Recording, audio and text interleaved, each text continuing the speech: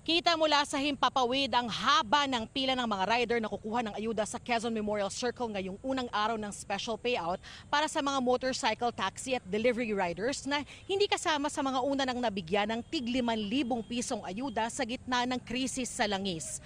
Napuno ang circle at umabot na ang pila sa labas at paikot sa elliptical road at kinain na ng mga motorsiklo na nakaparada ang unang lane ng elliptical road. Maghapon ding babad sa matinding init ang libu-libong riders na dumagsa. May punto ngang gumamit na ng plywood ang iba para pantabing sa matinding sikat ng araw.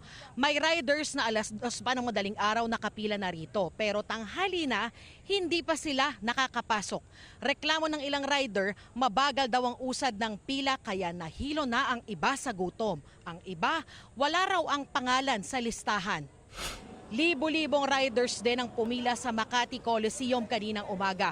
Marami ang madaling araw pa nakapila at may singitan pa raw. 150,000 riders ng delivery service at motor taxi sa Metro Manila ang target na mabigyan ng ayuda sa special payout ngayon hanggang bukas ayon sa DSWD.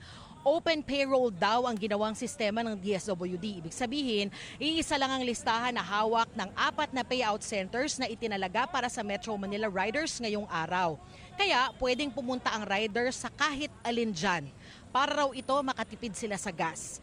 Galing daw ang listahan sa mga transport network companies at associations. Lilinawin pa raw ng DSWD sa DOTR kung paano maisasama ang habal-habal riders o yung mga rider na walang kinabibilangang grupo o transport network.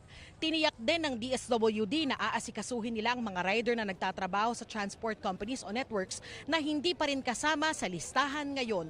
Humiling naman ang pangunawa ang DSWD sa mga driver at rider sabay pagtitiyak na tuloy-tuloy ang bigayan ng ayuda hanggang katapusan ng Abril. Sabi ni Transportation Secretary Giovanni Lopez, matumalang pagpaperehistro ng mga tsuper at operator para sa Net Service Contracting Program na nagsimula noong Miyerkules. Kaya iniutos niya raw sa mga tauhan ng LTFRB na pumunta sa opisina ng mga TNC at Transport Group. 50,000 units ng bus, jeep at UV Express ang target ng DOTR na mapasama sa programa na layong bayaran ng mga tsuper sa kada kilometrong pagpasada at magbibigay ng 20% diskwento sa pamasahe para sa mga pasahero. Kami na po yung pumunta sa ating mga terminal para naman kahit papaano mas mapapabilis natin ang pag-onboarding ng ating mga operators at sa mga drivers natin for the Net Service Contracting Program. So, we're expecting by Monday, makaasa po tayo na may 19,000, over 19,000 na jeepney, modern, traditional, and UV Express, kasama na rin yung EDSA pathway natin, na nakapasok na yung sa programa. At itiyakin po namin na kayo po ay eligible drivers, eligible public utility vehicle drivers, kayo po ay ma-assist po sa ilalim ng programa. Para-paraan na lang, sir. Para lang, sir.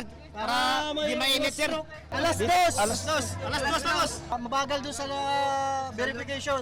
Mga alas 3. Alas 3. Tapos napakahaba ng pila. Baka yung iba dyan, di na makakuha. Sa tagal.